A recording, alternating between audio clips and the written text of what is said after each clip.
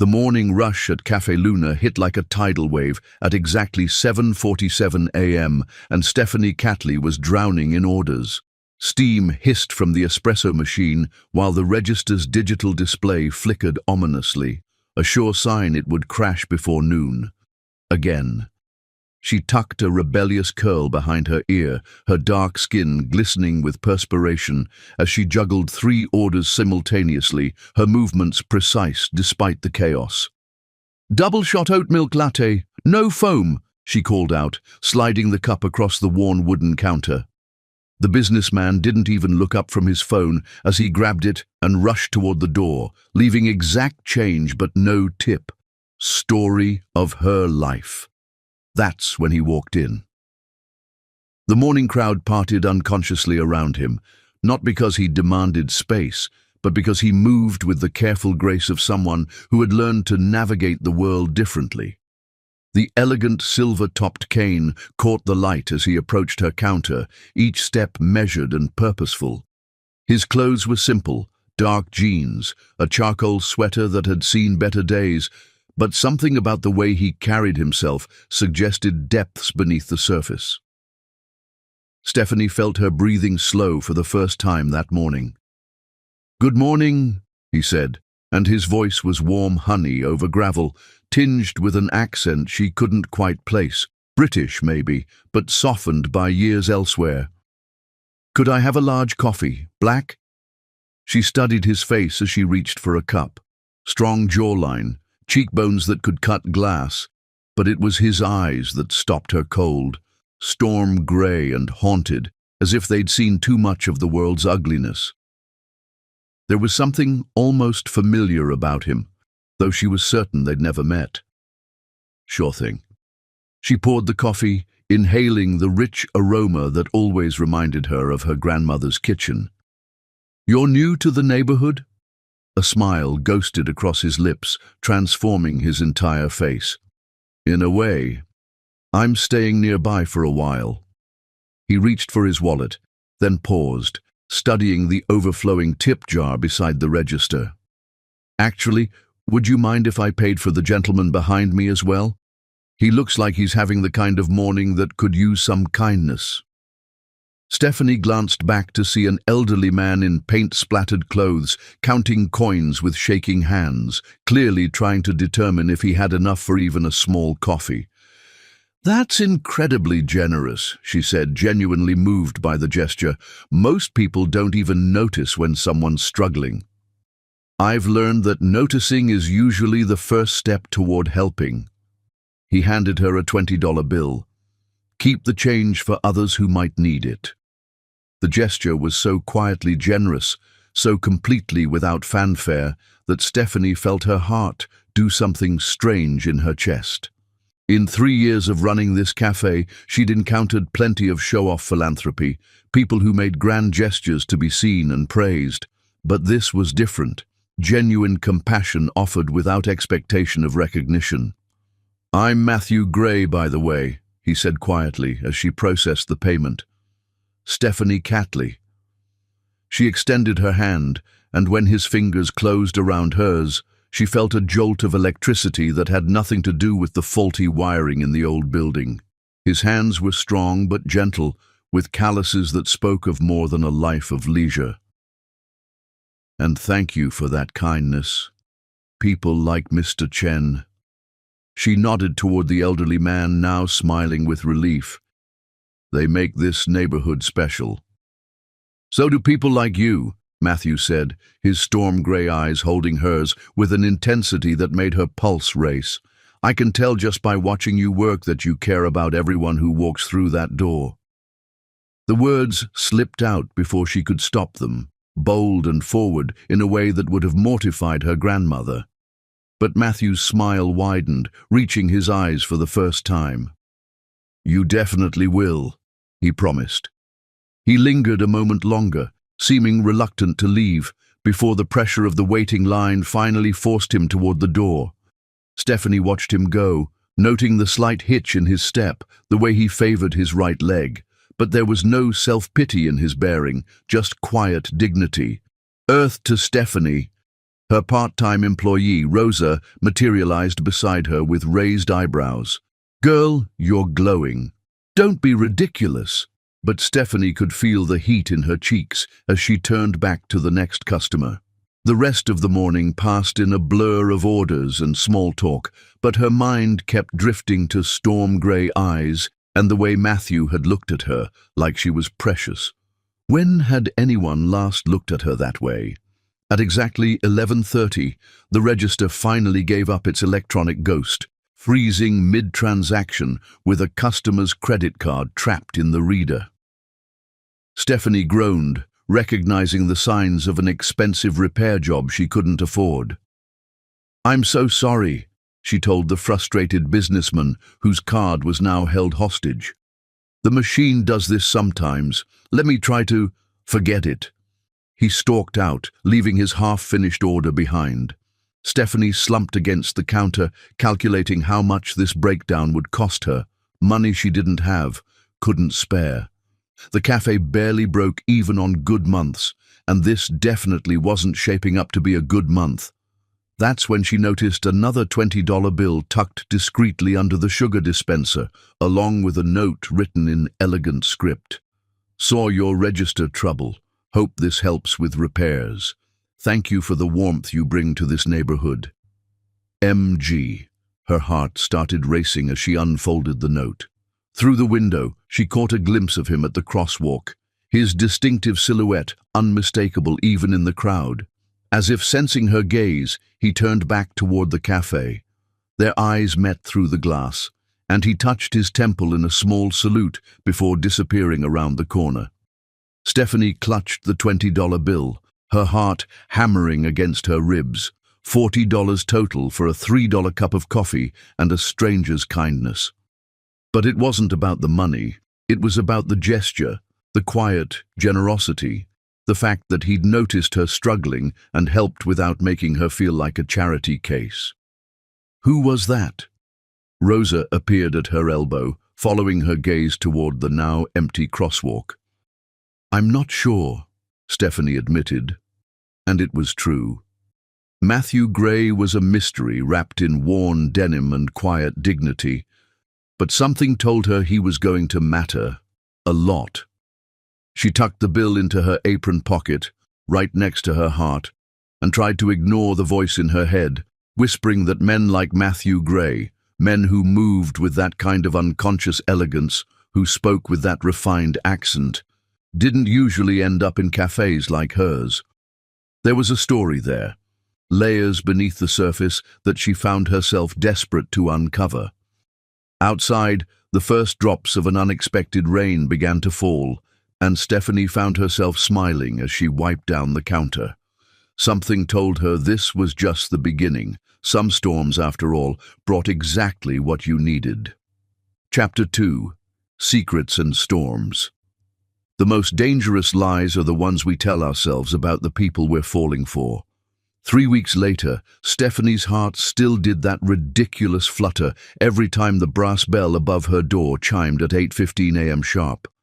Matthew Gray had become as regular as sunrise, appearing each morning with that same quiet smile and ordering the same large black coffee.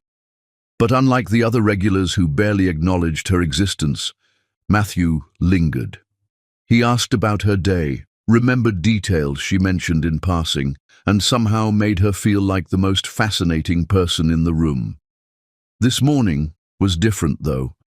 She could see it in the tension around his eyes, the way his fingers drummed against the counter as she prepared his coffee. "Rough night?" she asked, sliding the cup toward him. Matthew's laugh held no humor. "You could say that.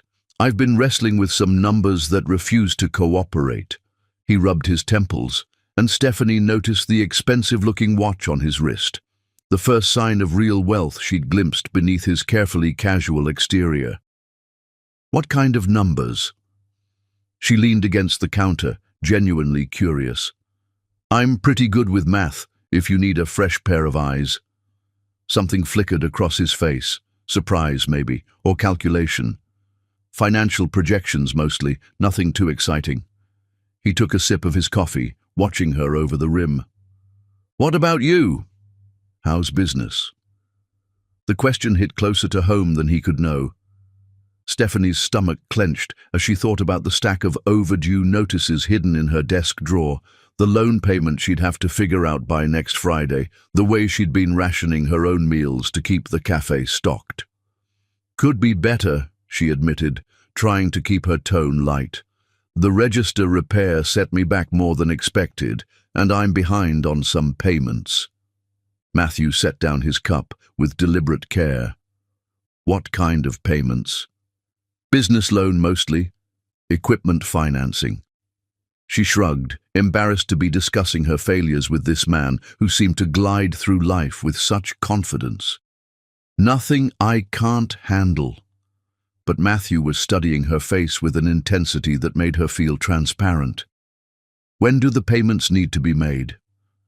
Friday. The word slipped out before she could stop it. But really, I'll figure something out. I always do. Something shifted in Matthew's expression, a hardening around his eyes that reminded her he might not be as simple as he seemed. What if I helped you look at the numbers? Sometimes a different perspective can reveal solutions that aren't immediately obvious.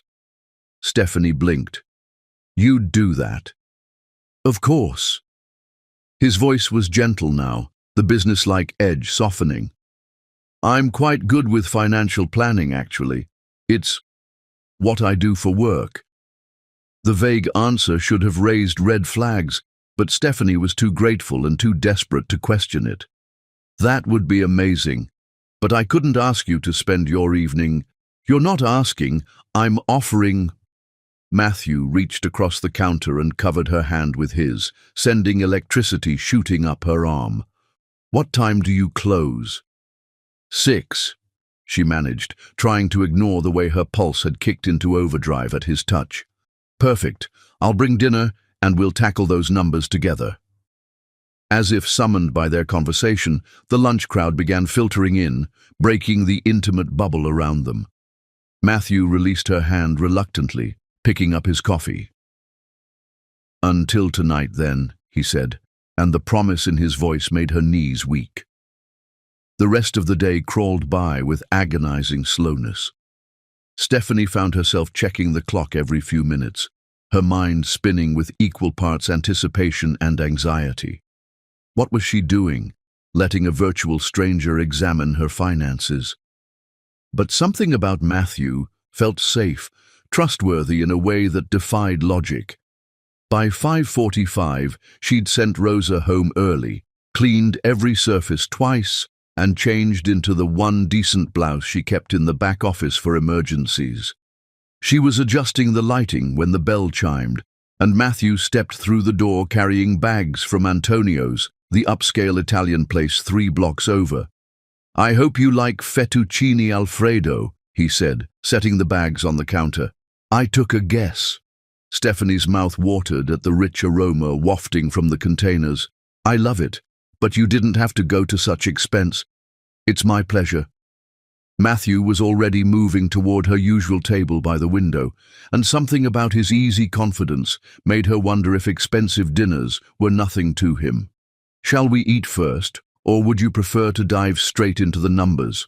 Food first, she decided, suddenly ravenous. I haven't eaten since breakfast. Matthew paused in unpacking the containers, a frown creasing his brow. That's not healthy, Stephanie. The concern in his voice caught her off guard. When was the last time anyone had worried about her eating habits? I get busy and forget, she said, settling into the chair across from him. Occupational hazard of running your own place. Still. Matthew served generous portions onto the plates he'd somehow procured, his movements practiced and elegant. You need to take better care of yourself. The food was incredible, better than anything she could afford on her own, and Matthew proved to be excellent company. He asked thoughtful questions about her background, her dreams for the cafe, her family. She found herself telling him about her grandmother who'd taught her to bake, her parents' struggles as immigrants, her determination to build something lasting in this community. What about you? She asked as they finished eating. Tell me about your family. Something shuttered in Matthew's expression. Not much to tell. I'm somewhat estranged from them at the moment. The pain in his voice made her reach for his hand instinctively. I'm sorry. That must be difficult. It is. His fingers intertwined with hers, and she felt the calluses she'd noticed before, rough patches that spoke of physical work. They have very specific expectations about how I should live my life, who I should spend time with. We've disagreed recently about those expectations. There was more to the story, much more, but Stephanie didn't push. She recognized the careful way he'd worded his answer, the way he'd deflected without quite lying. Well, she said softly, their loss is my gain. Matthew's smile was brilliant, transforming his entire face. I was thinking the same thing about their opinion of you. Heat flooded her cheeks. You told them about me? Not specifically. Matthew's thumb traced circles on the back of her hand, sending shivers down her spine. But they know I've been happier lately, more myself than I've been in years. The confession hung between them, charged with possibility. Stephanie felt herself leaning forward, drawn by the intensity in his storm-grey eyes, the way his gaze dropped to her lips. Stephanie, he whispered, and her name on his lips sounded like a prayer. Then his phone buzzing against the table shattered the moment. Matthew glanced at the screen, and his face went carefully blank. I'm sorry, I need to take this. He stood, walking toward the window as he answered. Edmund. What's happened now? Stephanie couldn't hear the conversation, but she could see the tension in Matthew's shoulders, the way his free hand clenched into a fist. When he returned to the table, the spell was broken. Everything all right? She asked. Fine. But his smile was forced now, and she could sense him pulling away. Shall we look at those numbers? The next 2 hours passed in a blur of spreadsheets and calculations. Matthew was brilliant with finances, spotting inefficiencies she'd missed and suggesting cost-cutting measures that could actually work. More importantly, he helped her see that the cafe's situation, while challenging, wasn't hopeless. If you implement these changes, he said, pointing to his neat handwriting in the margins of her ledger, and maybe consider adding some evening programming, poetry nights, acoustic music, you could increase revenue by 20% within 3 months. Stephanie stared at the numbers, hardly daring to hope. You really think this could work? I know it could work. Matthew's voice was certain, authoritative in a way that made her wonder again about his mysterious background. You have something special here, Stephanie. You just need to let people see it. When she looked up, he was watching her with an expression she couldn't quite read. There was desire there, yes, but also something deeper, something that looked almost like reverence. Matthew, she started, but he was already standing, gathering his papers. It's getting late, he said, though his eyes never left her face. You should get some rest. He helped her clean up, their movements synchronized like they'd done this dance 100 times before. At the door, he paused, his hand on the brass handle.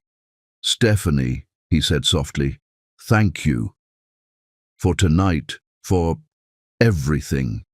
Before she could respond, he leaned down and pressed his lips to hers, gentle and sweet and far too brief. When he pulled away, his eyes were dark with longing. Good night, he whispered, and then he was gone, leaving her standing in the doorway with her heart racing and her lips tingling from his kiss. Outside, the first drops of rain began to fall, and Stephanie touched her fingers to her mouth, wondering what secrets Matthew Gray was hiding and whether she was brave enough to uncover them. Chapter 3. The Ryan Ultimatum. Power without conscience is the most dangerous weapon in any family's arsenal. The marble floors of Ryanmore Estate echoed with the sharp click of Lady Cordelia Ryan's Louboutin heels as she paced the length of the morning room, her perfectly manicured fingers gripping a manila folder like it contained nuclear secrets. Her stepson's daily disappearances had finally been explained, and the revelation was far worse than she'd imagined. "Tell me again," she commanded Marcus Chen, the head of Matthew's security detail, who stood at military attention despite his obvious discomfort.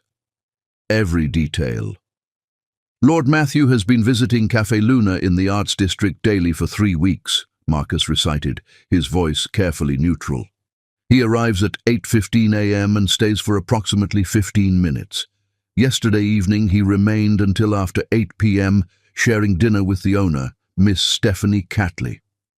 Cordelia's laugh was ice-cold. Stephanie Catley. "And what do we know about this person?"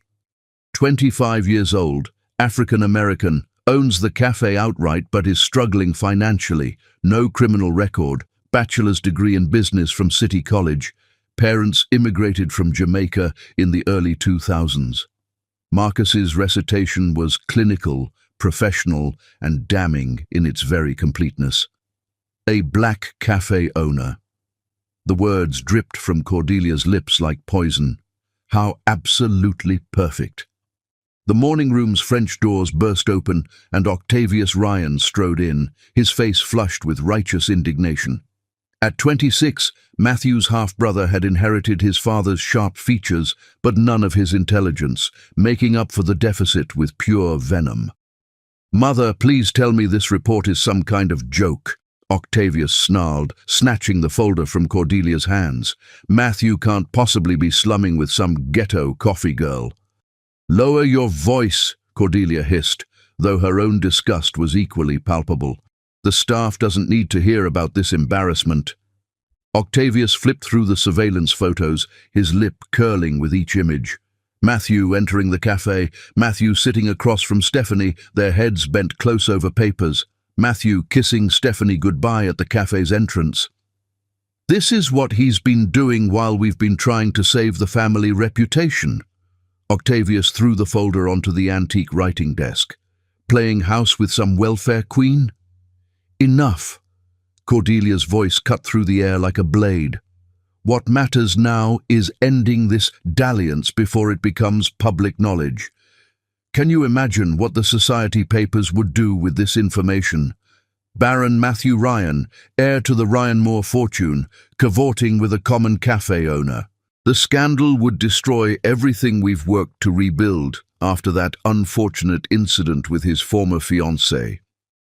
Marcus cleared his throat diplomatically. "Ma'am, if I may, Lord Matthew seems quite invested in this relationship. He's never stayed anywhere this long since returning from his European sojourn." "Invested." Cordelia repeated the word like it left a bad taste in her mouth.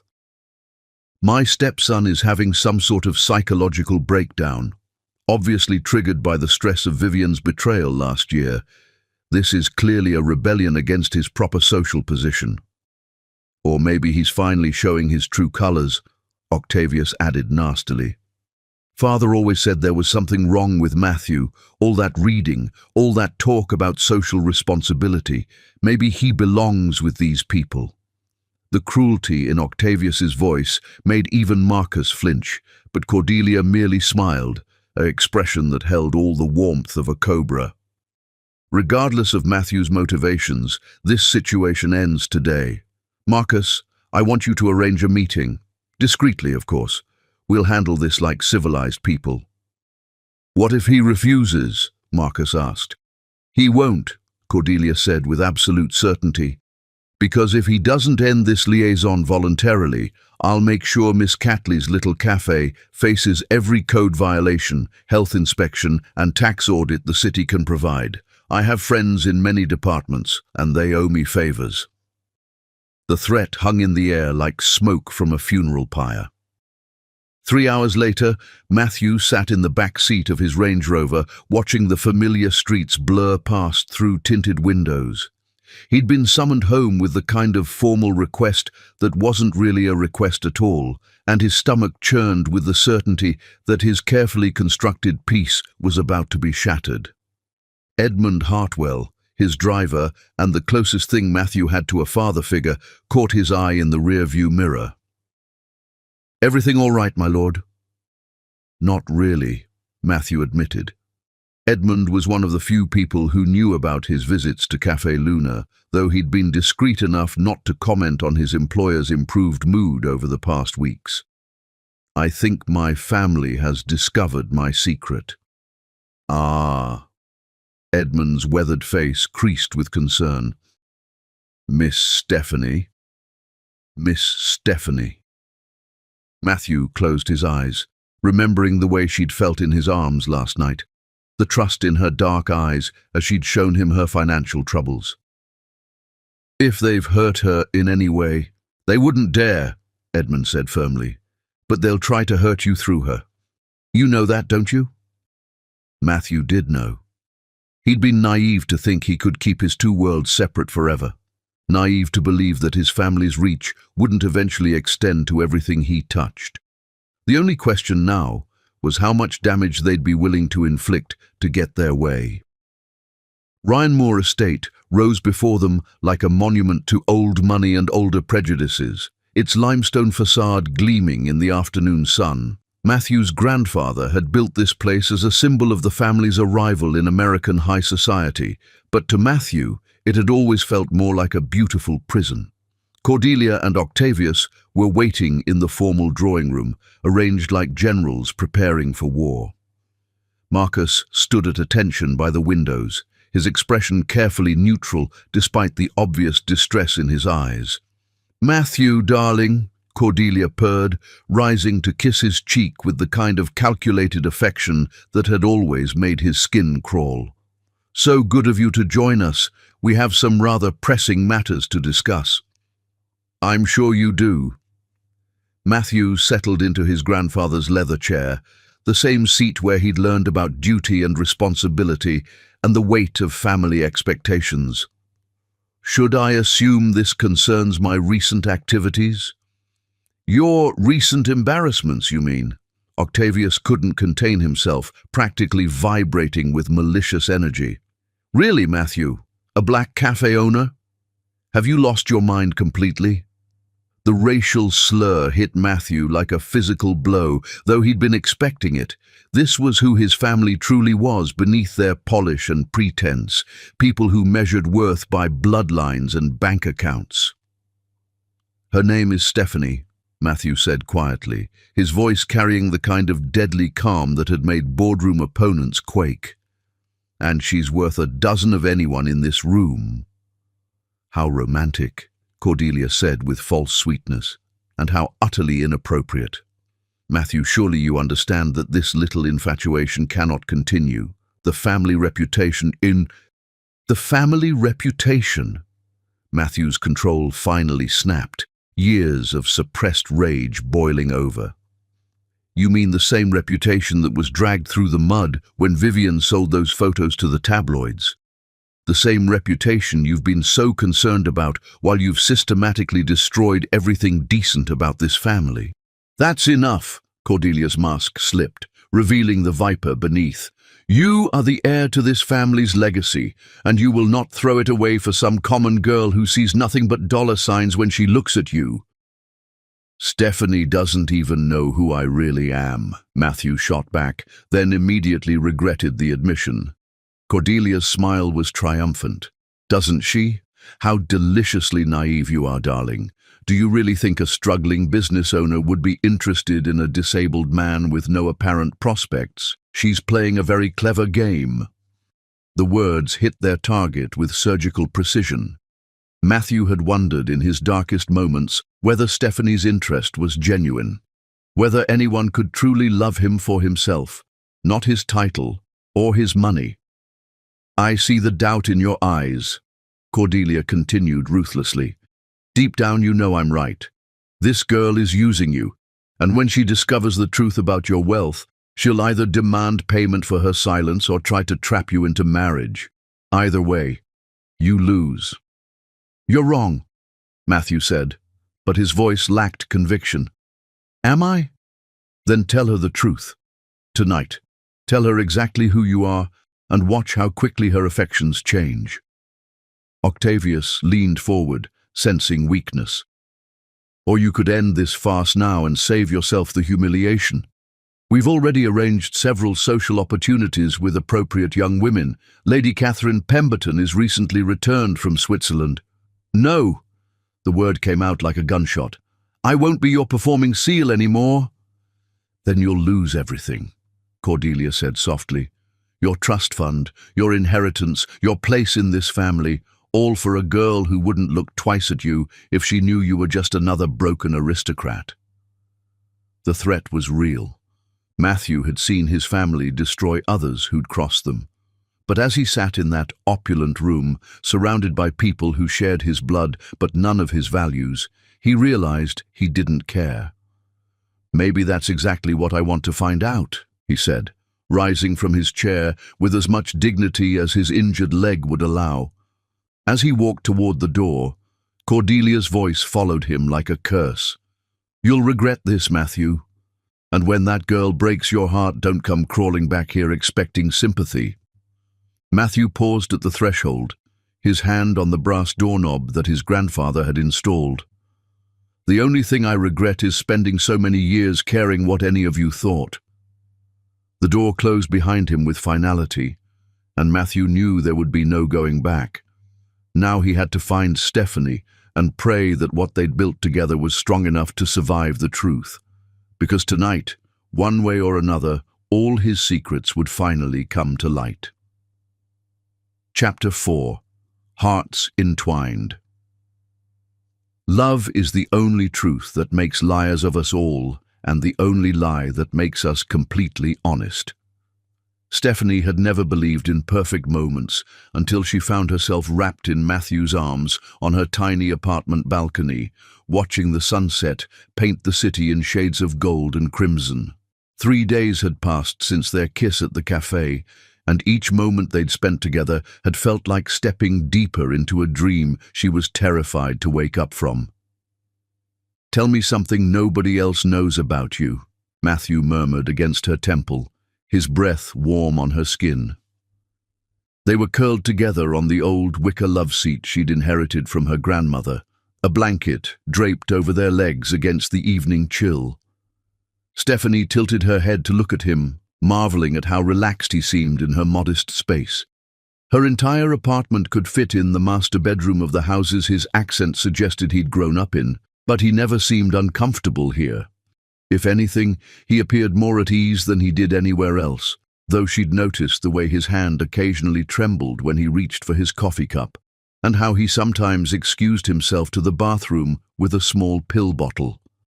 "Nobody else," she teased, tracing patterns on his chest through his shirt. "That's a dangerous question, Matthew Gray." "Maybe I like danger," he said, his storm grey eyes darkening with something that made her pulse race. "Especially if it involves getting closer to you."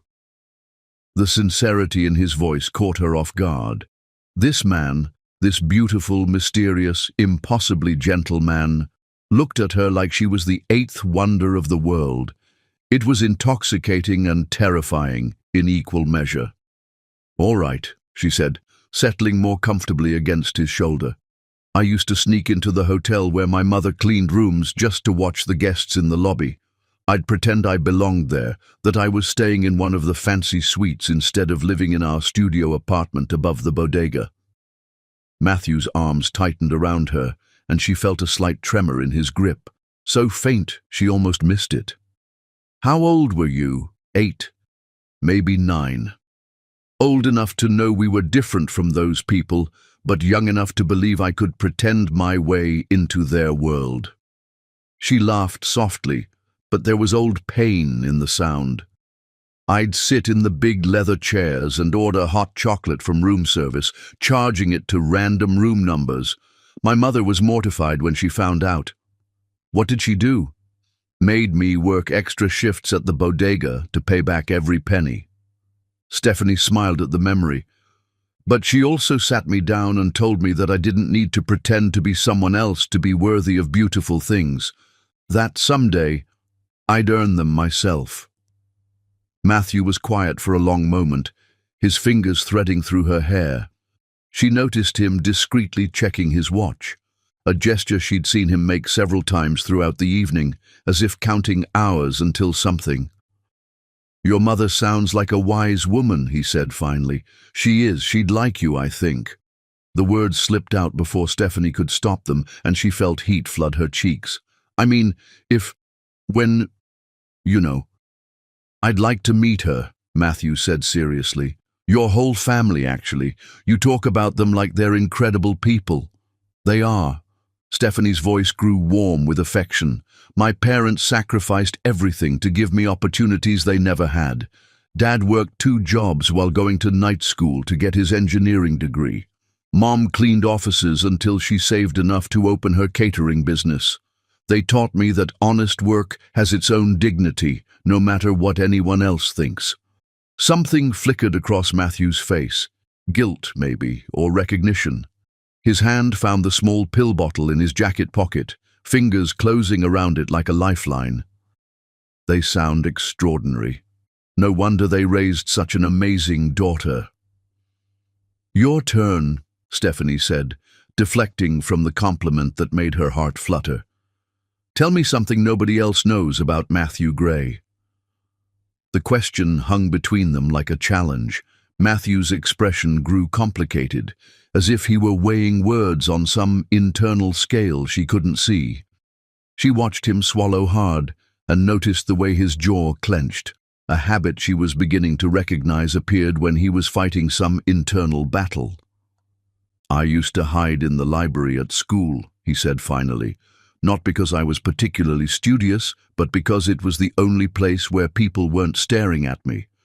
After the accident that damaged my leg, everyone either looked at me with pity or avoided me entirely.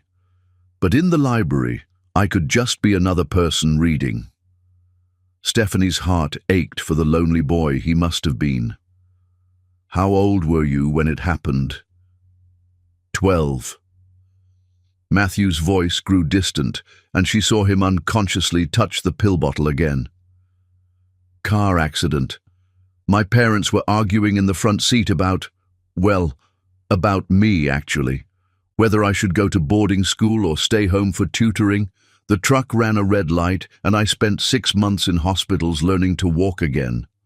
"Oh, Matthew." Stephanie sat up to face him fully, her hands cupping his face. "I'm so sorry." "The worst part wasn't the pain or the physical therapy," he continued, his eyes locked on hers. "It was realizing that even my own family saw me as broken afterward. Something to be managed rather than loved. And the medications." He trailed off, looking away. "The medications?" Matthew was quiet for so long she thought he wouldn't answer. When he spoke, his voice was barely above a whisper. "They started with legitimate pain management, surgery after surgery, months of recovery. But somewhere along the way, the pills became necessary for more than just physical pain. And my family, they used that dependency as another way to control me." The confession hung between them, raw and vulnerable. Stephanie felt something shift in her understanding of this man, the careful way he timed his bathroom breaks, the slight tremor in his hands, the shadows she sometimes glimpsed behind his eyes. "Matthew," she said gently, "are you still—" "Trying to stop," he said quickly. "I've been reducing the dosage. It's why I moved out of the family estate, why I've been trying to live differently, but withdrawal is—" He laughed bitterly. "Let's just say it's not pretty. Is that why you seemed nervous about tonight? I was terrified you'd notice, that you'd see me as just another rich addict who can't get his life together." His laugh was shaky. "The irony is that you make me want to be better. For the first time in years, I have a reason to fight this thing." The raw honesty in his confession broke something open in Stephanie's chest. This man who carried himself with such quiet dignity had been fighting demons she couldn't have imagined, battling not just his family's control, but his own body's betrayal. "You're not broken," she said fiercely. "You're one of the strongest people I've ever met. And if you're fighting this, then you're not fighting it alone anymore." Matthew's smile was brilliant and heartbreaking at the same time. "You terrify me," he admitted, his thumb tracing her cheekbone with reverent gentleness. "The way you make me feel, the things I want when I'm with you. I've never experienced anything like it. You make me want to be worthy of the way you look at me." Stephanie's breath caught as she saw the naked vulnerability in his eyes. This powerful, educated, sophisticated man was as lost in this as she was, and fighting harder battles than she'd ever imagined. "Matthew," she whispered, and then his lips were on hers, desperate and seeking and full of everything they hadn't said aloud. The kiss deepened, and Stephanie felt herself falling into sensation.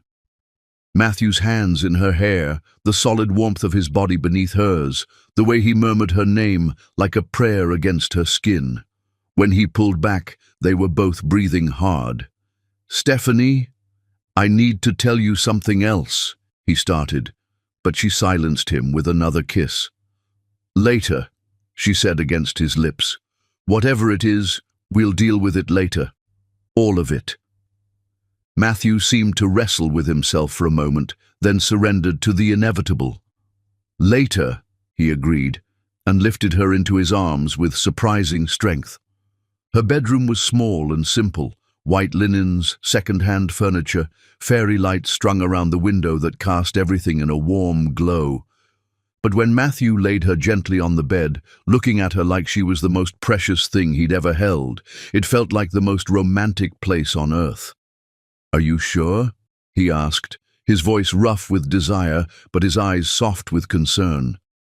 In answer, she pulled him down to her, and they lost themselves in whispered confessions and gentle touches.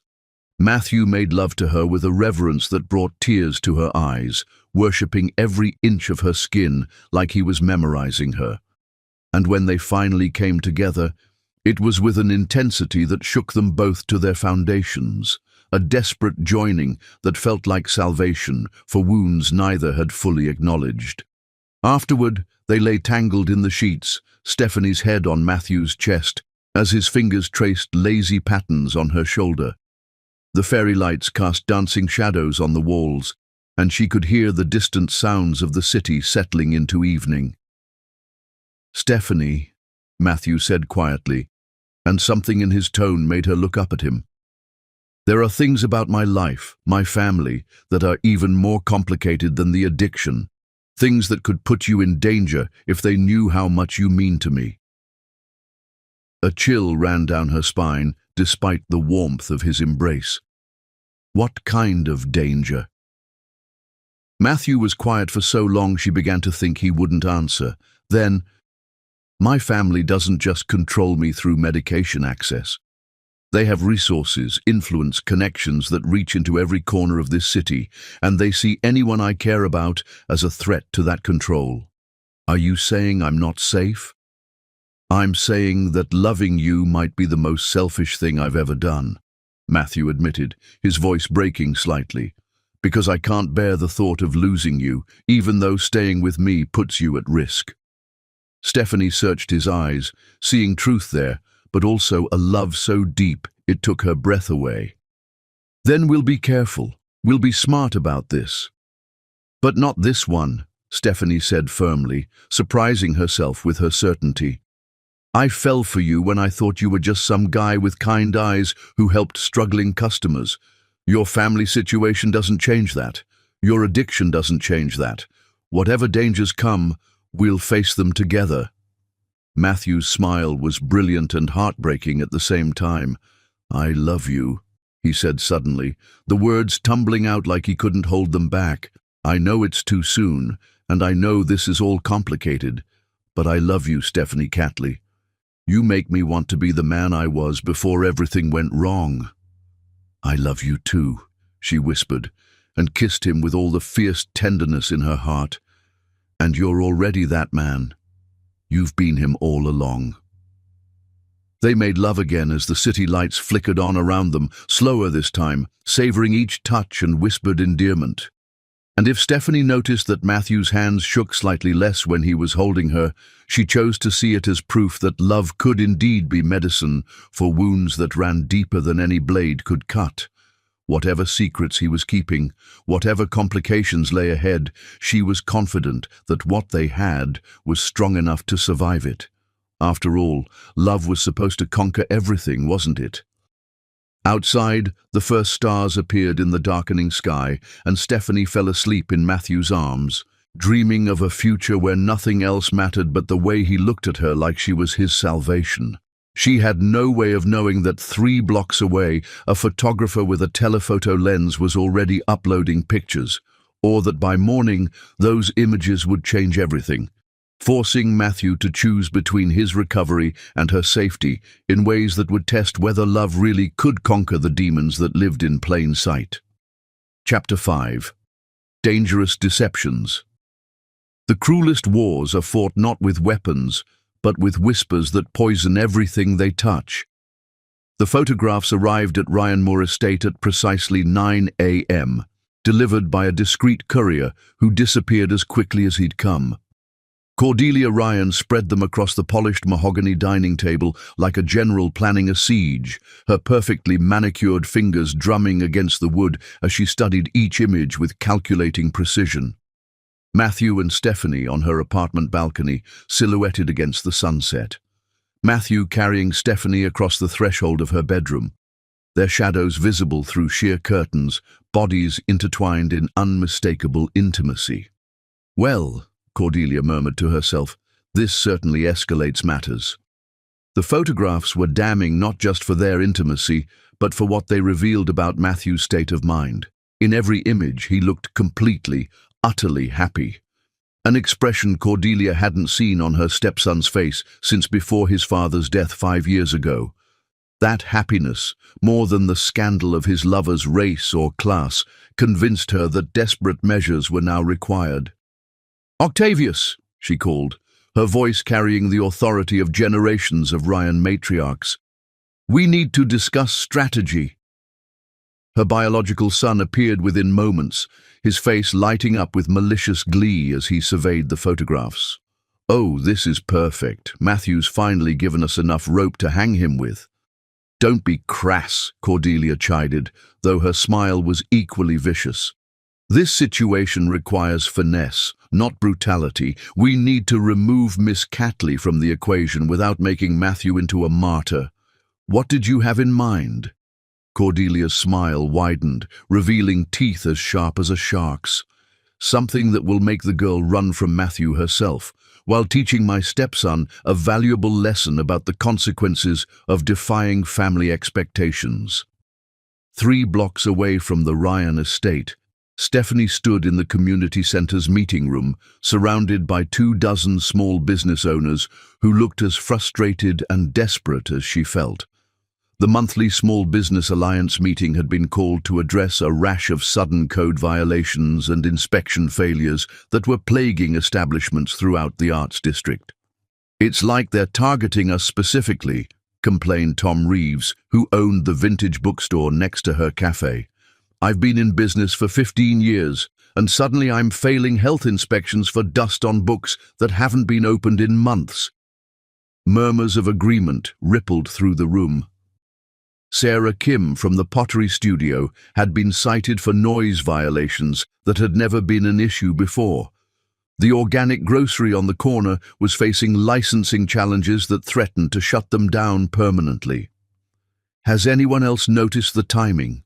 asked Mrs. Patterson, the elderly woman who ran the flower shop. "All of these problems started about 2 weeks ago." Stephanie's stomach clenched with sudden understanding. 2 weeks ago was exactly when Matthew had confronted his family about their relationship. The timing couldn't be coincidental. "I think," she said slowly, her voice carrying across the room, "someone is trying to force us out of the neighborhood." "But who would have that kind of influence?" Tom asked. "And why?" Stephanie thought about Matthew's expensive watch, his educated accent, his easy familiarity with financial planning that most people paid professionals to handle. She thought about his vague answers about his family's wealth and his warnings about their cruelty. "I might know," she said quietly, "but I need to make some calls first." The meeting broke up with promises to compare notes and share resources. But Stephanie barely heard the closing remarks. Her mind was racing, connecting dots she'd been willfully blind to for weeks. By the time she returned to Café Luna, her hands were shaking as she unlocked the door. The familiar space that had always felt like a sanctuary now seemed vulnerable, exposed. How naive had she been to think that Matthew's mysterious family wouldn't eventually become her problem? The brass bell chimed, and she looked up to see an elegantly dressed woman in her 50s entering the cafe. The stranger was beautiful in the way that only serious money could achieve, her silver hair perfectly styled, her clothing clearly custom-made, her posture radiating the kind of confidence that came from never having to worry about paying bills. "Miss Catley?" The woman's voice was cultured, pleasant, and somehow deeply threatening. "I'm Helen Morrison, from the Morrison Foundation. We support local businesses in transitional neighborhoods." "Oh." Stephanie forced a smile, though every instinct screamed danger. "That's wonderful. Can I get you something to drink?" "Coffee would be lovely. Black." Stephanie busied herself with the espresso machine, acutely aware that the woman was studying every inch of the cafe with calculating eyes. When she turned back with the cup, Helen Morrison was examining the framed photographs on the wall, images of community events, local artists, the neighborhood kids who came in for hot chocolate after school. "You've built something quite special here," Helen said, accepting the coffee with a smile that didn't reach her eyes. "It would be a shame if it were to disappear." "Disappear?" Stephanie's voice came out sharper than she'd intended. "Well, you know how these transitional neighborhoods can be. Property values rise, taxes increase, small businesses get squeezed out by developers." Helen sipped her coffee delicately. The Morrison Foundation tries to help promising entrepreneurs navigate these challenges, but of course, we can only do so much. "I see." Stephanie crossed her arms over her chest, recognizing the threat hidden in the pleasant words. "And what would the foundation require in return for this help?" Helen's smile grew wider, more predatory. "Oh, nothing too demanding. We simply like to ensure that the business owners we support are suitable ambassadors for the community, people of good character who won't embarrass themselves or their sponsors." The emphasis on suitable hit Stephanie like a slap. This wasn't really about business development. It was about her relationship with Matthew. Somehow this woman knew exactly who she was and why she mattered. "I appreciate the offer," Stephanie said carefully, "but I prefer to handle my business independently." "How admirably naive." Helen set down her coffee cup with deliberate precision. "Miss Catley, let me be more direct. There are certain influential families in this city who take a keen interest in protecting their investments in up-and-coming neighborhoods. When those families feel that their interests are threatened, they have ways of expressing their displeasure." "Are you threatening me?" The question came out steadier than Stephanie felt. "I'm offering you a choice." Helen reached into her designer purse and withdrew a business card, placing it carefully on the counter between them. "The Morrison Foundation can be a very valuable ally or a very problematic enemy. The decision is entirely yours." "And what exactly would this alliance require?" Helen's mask finally slipped, revealing cold calculation beneath the pleasant exterior. "Distance yourself from certain individuals whose association might be detrimental to your business prospects. Focus on building relationships within your own community, with people who share your background and understand your challenges." The racist subtext was impossible to miss. Stephanie felt anger rising in her chest, hot and clean and powerful. You mean stop seeing Matthew? I mean make intelligent choices about your future. Helen stood, smoothing down her skirt with practiced elegance. You're a smart woman, Miss Catley. Surely you realize that some relationships come with costs that far exceed their benefits. Get out. Stephanie's voice was quiet but deadly. I beg your pardon? Get out of my cafe, now. For a moment, the two women stared at each other across the small space, the battle lines clearly drawn. Then Helen smiled, an expression devoid of any warmth. We'll see about that, she said softly, and walked out without another word. Stephanie stood frozen behind the counter for several minutes after the woman left, her mind reeling from the encounter. The business card still lay where Helen had placed it, and she picked it up with trembling fingers. The Morrison Foundation. A quick internet search on her phone revealed an impressive website full of community development initiatives and glowing testimonials. But when she scrolled through the board of directors, her blood turned to ice. There, listed among the prominent philanthropists and business leaders, was Cordelia Ryan, Matthew's stepmother. The cafe's bell chimed again, and Matthew walked in with his usual warm smile, carrying takeout bags from their favorite Thai restaurant. Surprise! I thought we could have lunch together. He stopped mid-sentence, seeing her expression. Stephanie, what's wrong? She held up the business card wordlessly, watching his face drain of color as he read it. Oh, God. Matthew sank into the nearest chair, his cane clattering to the floor. Stephanie, I can explain. Can you? Her voice was unnaturally calm. Because I'm starting to think I don't know you at all, Matthew. Or should I say, Lord Matthew? The title hung between them like a blade, and Matthew's stricken expression told her everything she needed to know. You know, he said quietly, I know that you've been lying to me from the moment we met. I know that your family is wealthy enough to manipulate city inspectors and threaten local businesses. I know that some woman who works for your stepmother just offered to destroy my life if I don't stop seeing you. Stephanie's voice was rising now, weeks of suppressed doubts and fears pouring out. What I don't know is who the hell you really are. Matthew tried to stand, reaching for her, but she stepped back. My name is Matthew Ryan, he said desperately. I'm the Baron of Ryan Moore, which is a mostly meaningless British title my grandfather purchased in the 1920s. My family owns shipping companies, real estate developments, and apparently charitable foundations that threaten innocent people. His voice broke.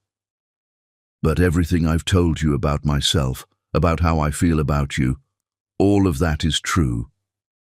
Is it? Stephanie felt tears threatening, but refused to let them fall.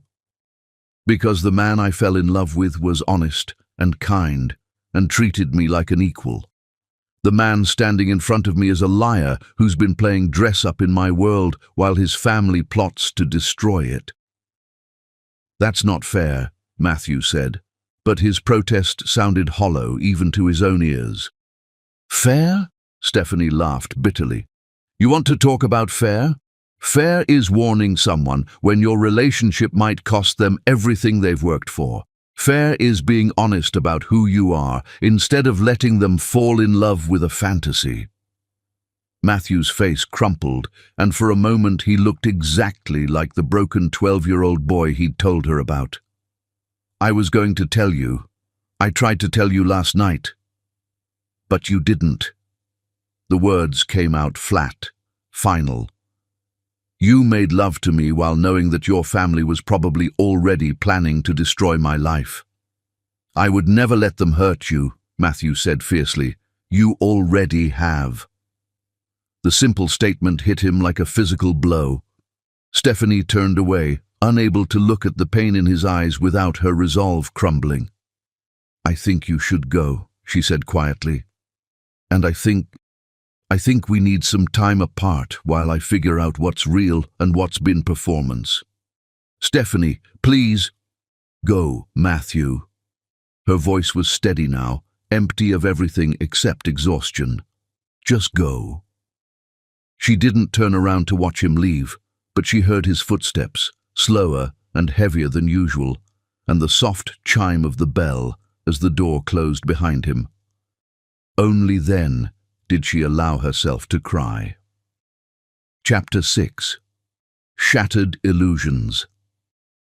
The cruelest discovery is not that someone has lied to you, but that you help them do it by wanting so desperately to believe. Stephanie spent the night after Matthew's revelation sitting on her apartment floor, surrounded by laptop printouts and coffee-stained tissues, researching everything she could find about the Ryan family empire. What she discovered made her feel like the biggest fool who'd ever lived.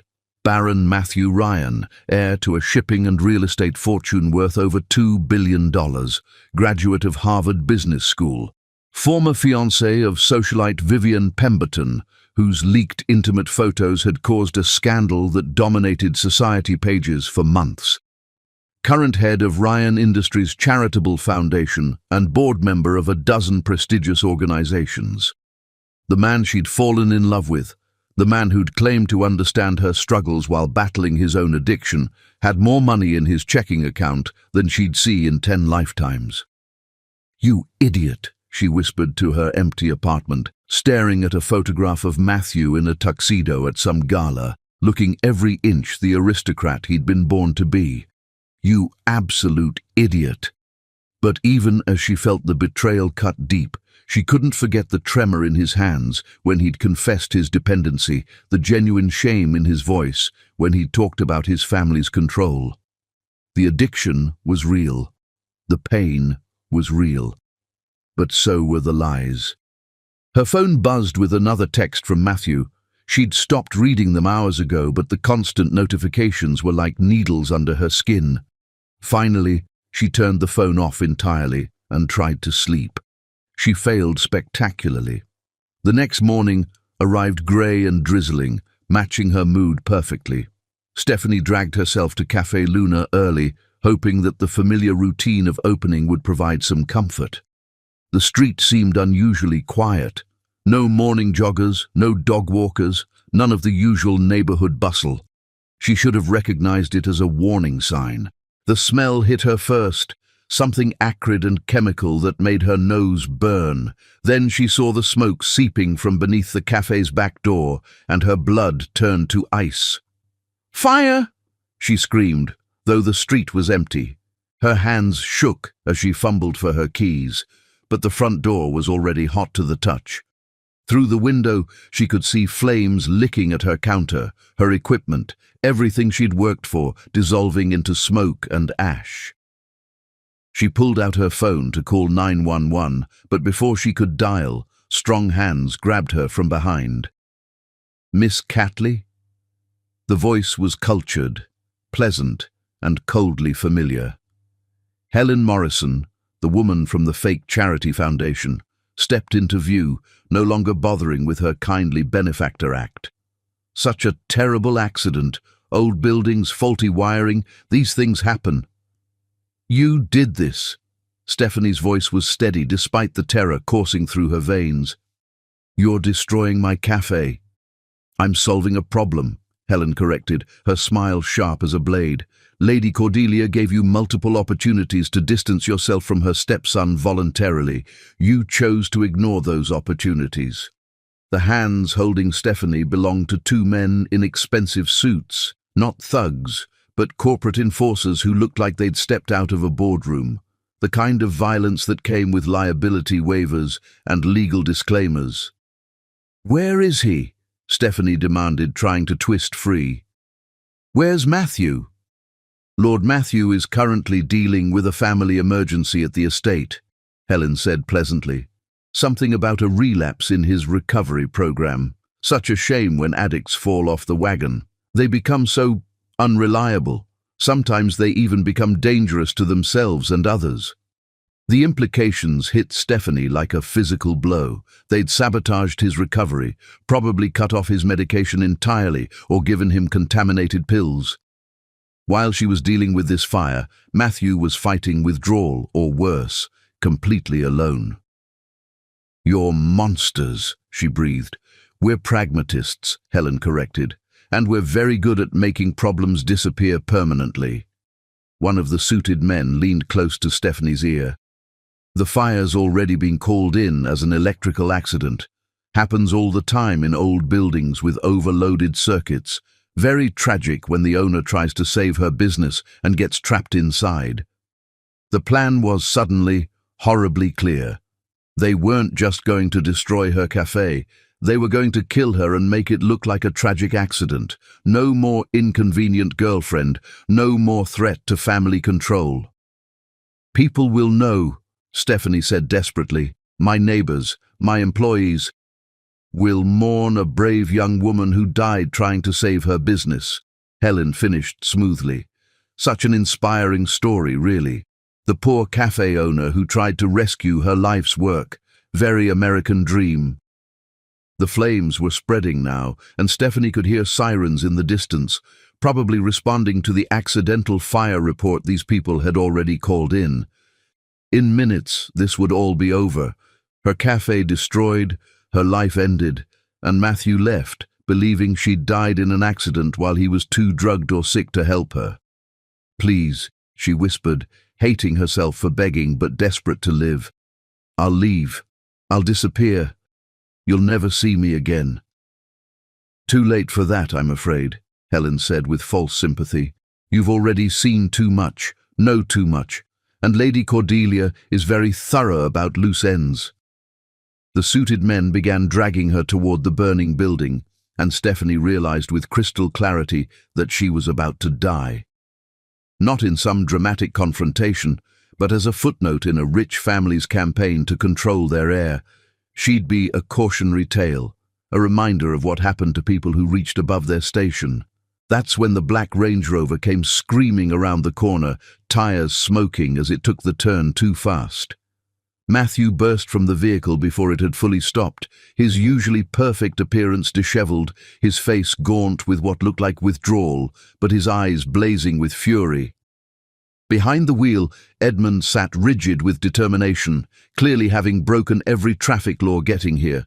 "Let her go," Matthew's voice carried across the street with deadly, quiet authority. "Now."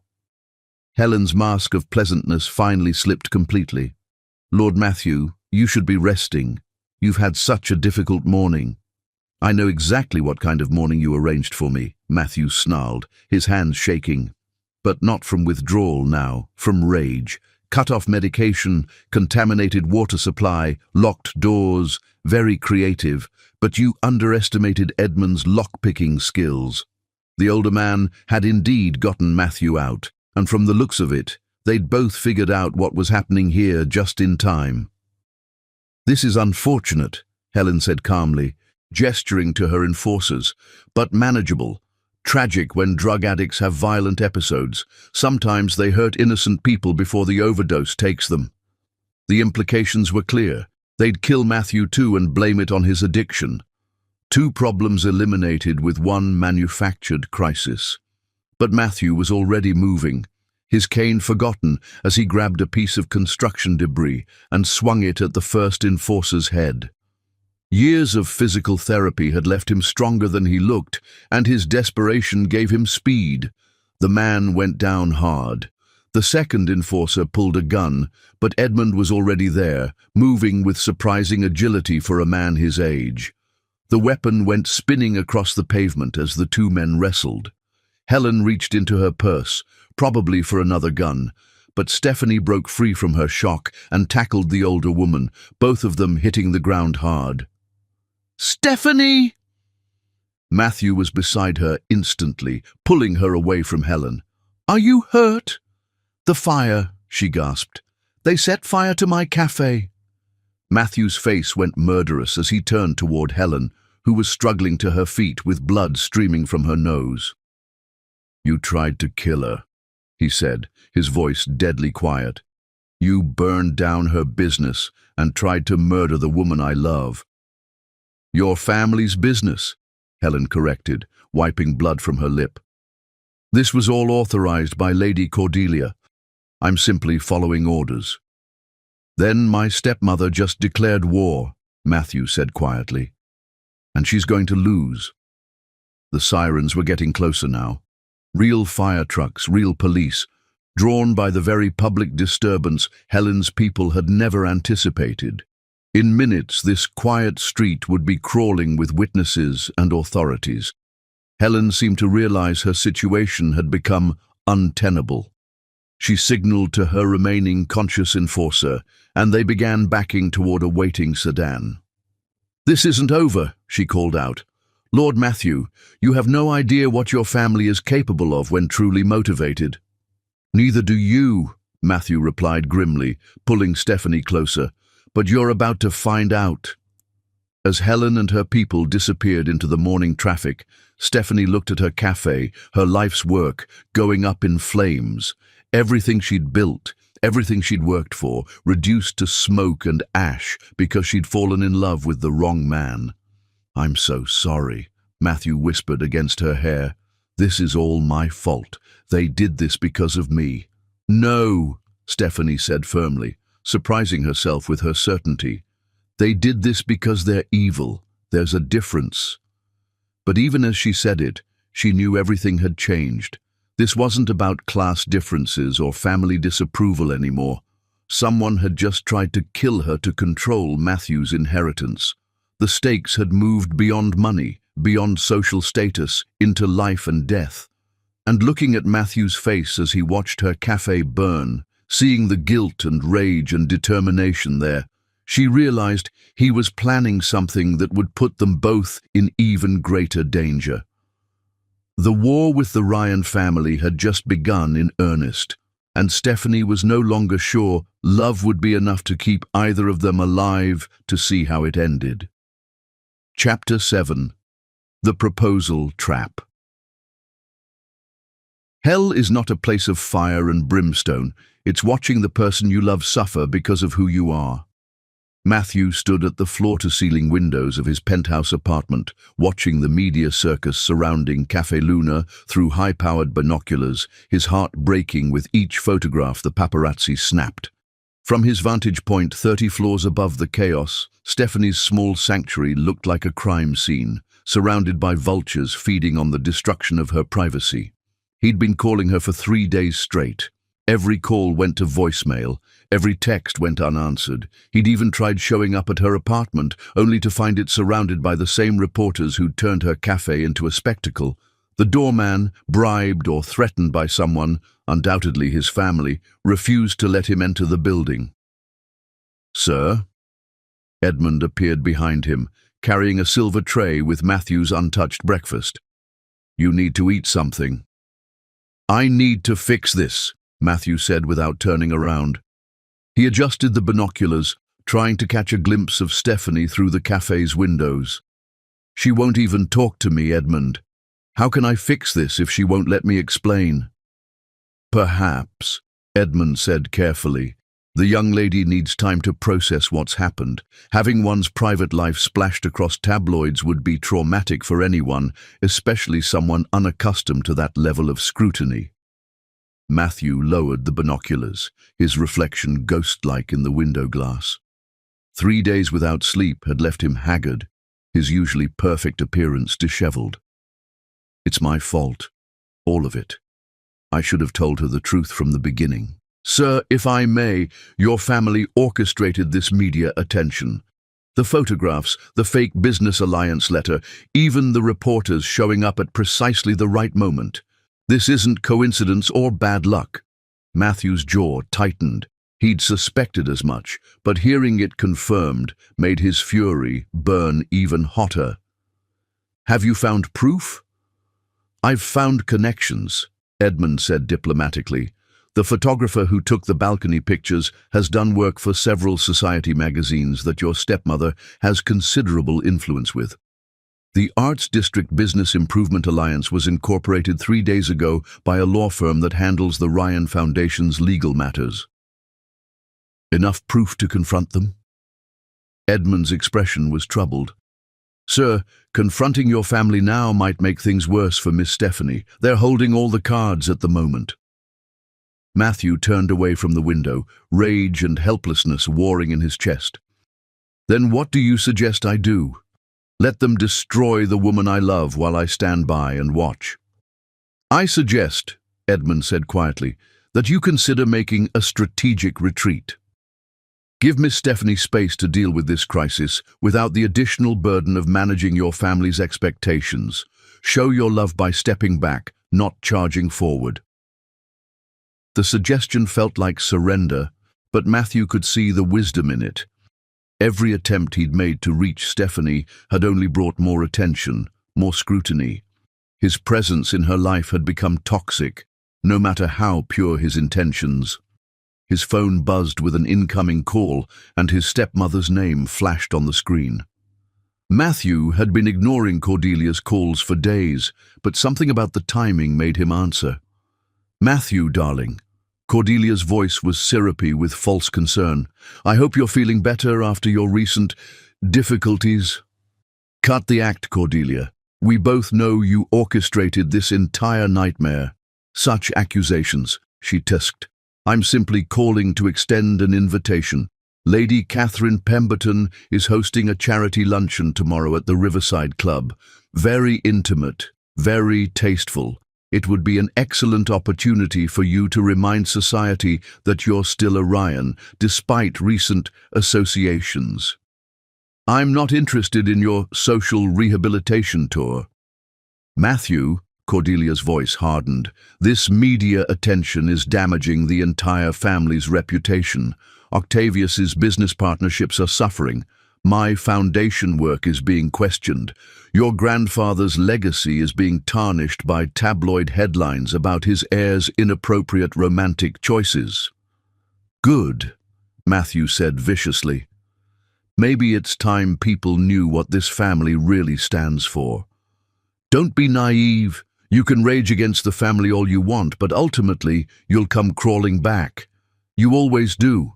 And when you do, I want to be able to tell our friends and business partners that this was simply a temporary lapse in judgment, not a fundamental character flaw."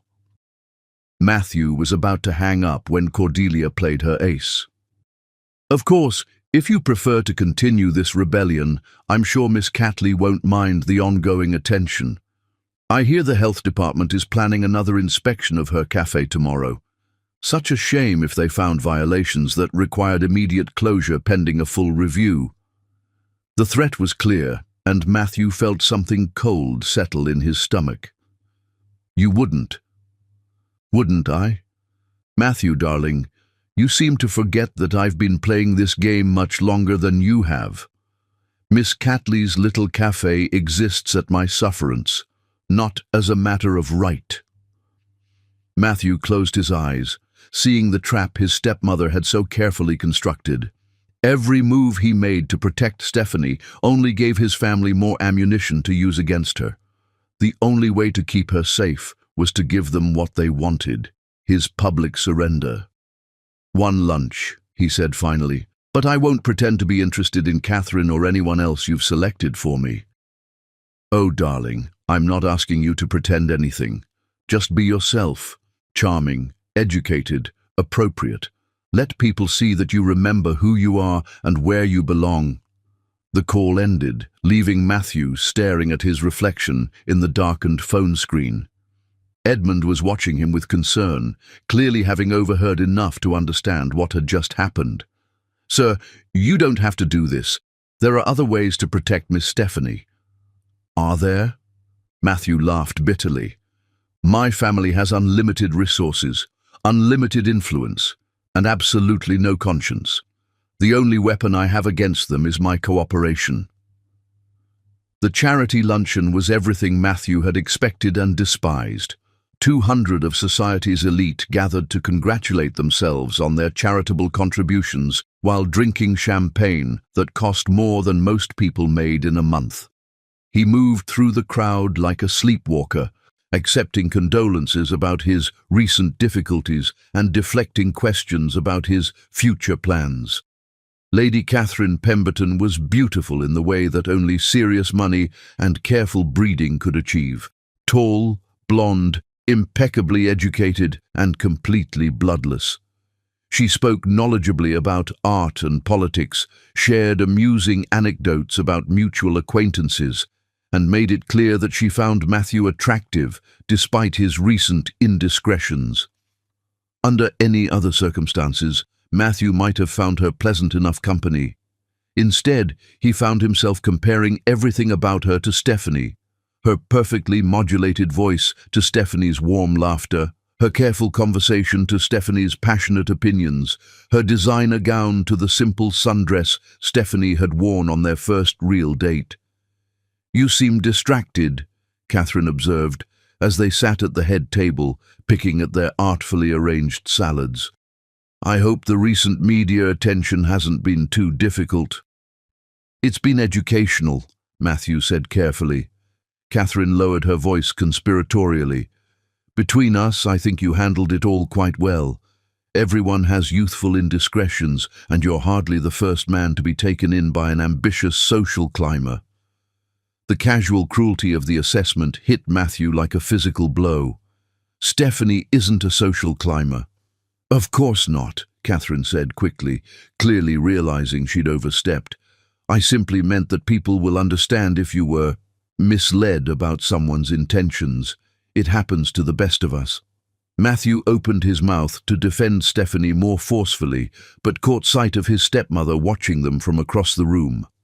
Cordelia's smile was victorious, satisfied, and Matthew realized with growing horror that he was playing directly into her hands.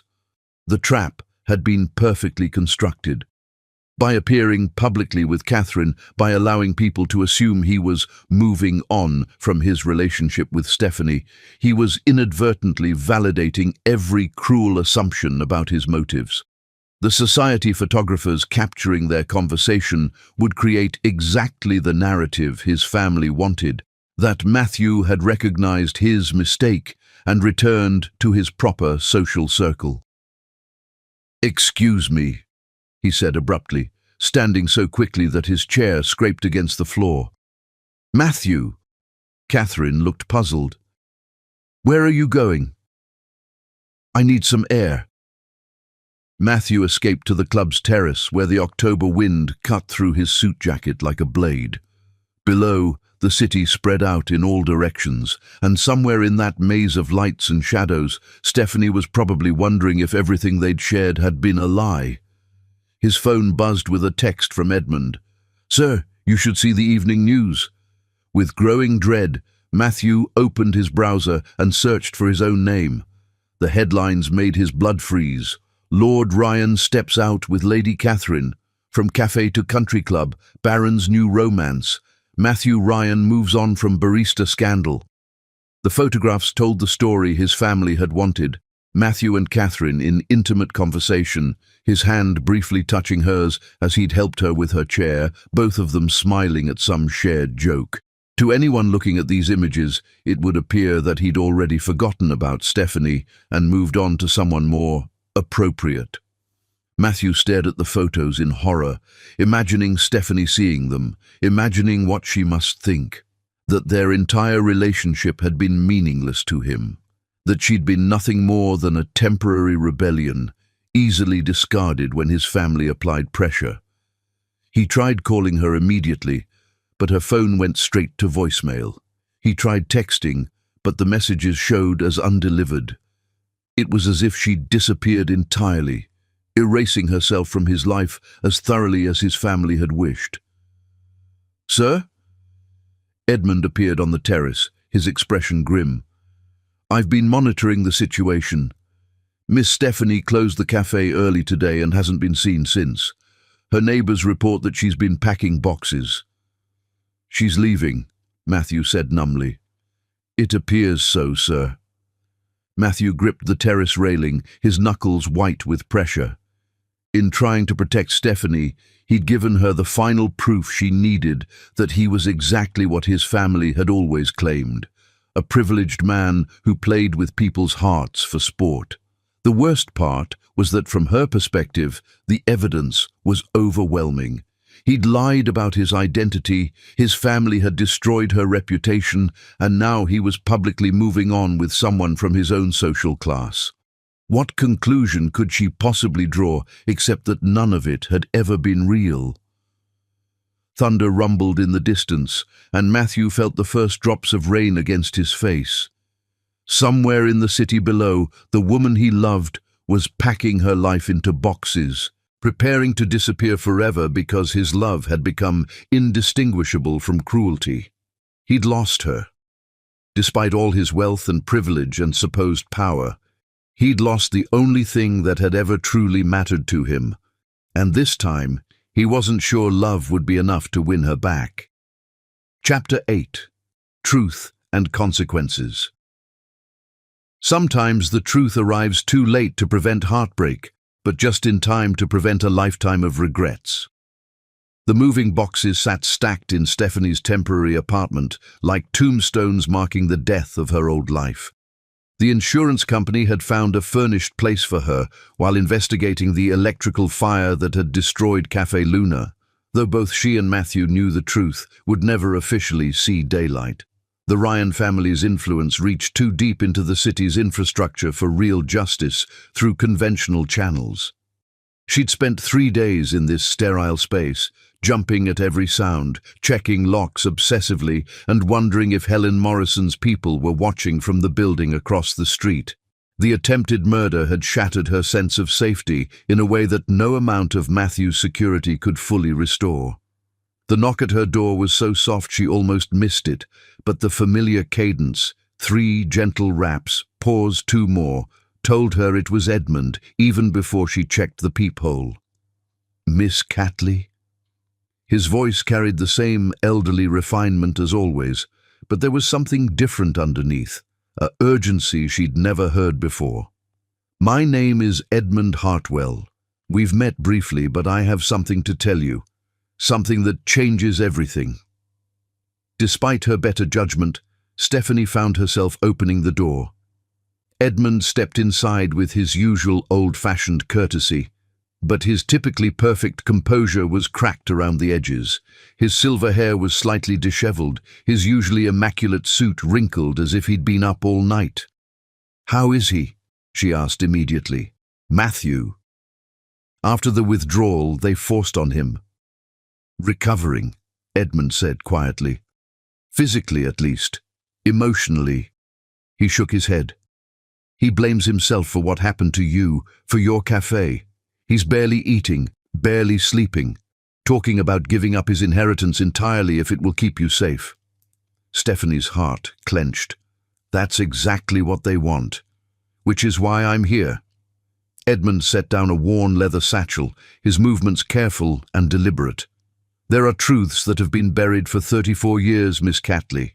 Truths that could change the balance of power in the Ryan family forever." Something in his tone made Stephanie sink into the nearest chair. "What kind of truths?" Edmund was quiet for a long moment, staring at his hands with an expression she couldn't read. When he looked up, his eyes held a pain so deep it took her breath away. "Lord Matthew is not just my employer, Miss Catley. He's my son." The words hung in the air like a thunderclap. Stephanie stared at Edmund, certain she'd misheard. "What did you say?" "Matthew Ryan is my biological son," Edmund repeated, his voice steady despite the tremor in his hands. "I am his father." That's impossible." Stephanie's mind reeled, trying to process the implications. "He said his father died 5 years ago. Car accident." "Charles Ryan died in a car accident 5 years ago," Edmund confirmed. "But Charles Ryan was not Matthew's biological father." "I am." The room seemed to tilt sideways. "But how? Why?" Edmund opened the leather satchel and withdrew a manila folder thick with documents. "In 1989, I was working as a security consultant for Ryan Industries. Catherine Ryan, Matthew's mother, was married to Charles, but it was a loveless arrangement, a merger of 2 wealthy families with no real affection between them." He handed Stephanie a photograph. A young black man in an expensive suit standing beside a beautiful white woman with Matthew's same storm-grey eyes. They were looking at each other with unmistakable love. Catherine and I fell in love, Edmund continued, his voice growing softer. We tried to fight it, tried to maintain proper boundaries, but... He shrugged helplessly. Love doesn't recognize social barriers, does it?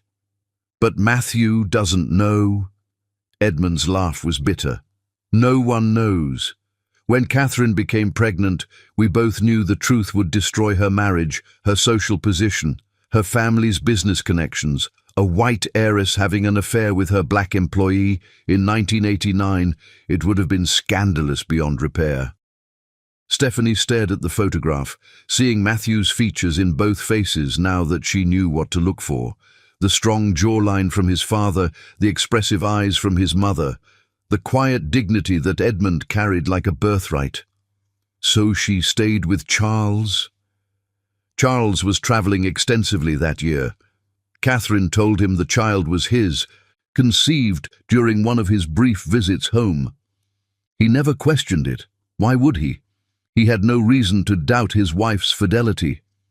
And you just accepted being shut out of your son's life? Edmund's composure finally cracked, and Stephanie saw the decades of suppressed pain flash across his face. I didn't have a choice. Catherine begged me to stay, to help raise him from the shadows. She arranged for me to be hired as the family's head of security, then later as Matthew's personal assistant. It was the only way I could be part of his life. The full scope of the sacrifice hit Stephanie like a physical blow. 34 years. You've been watching your son grow up, unable to claim him, unable to tell him who you really are.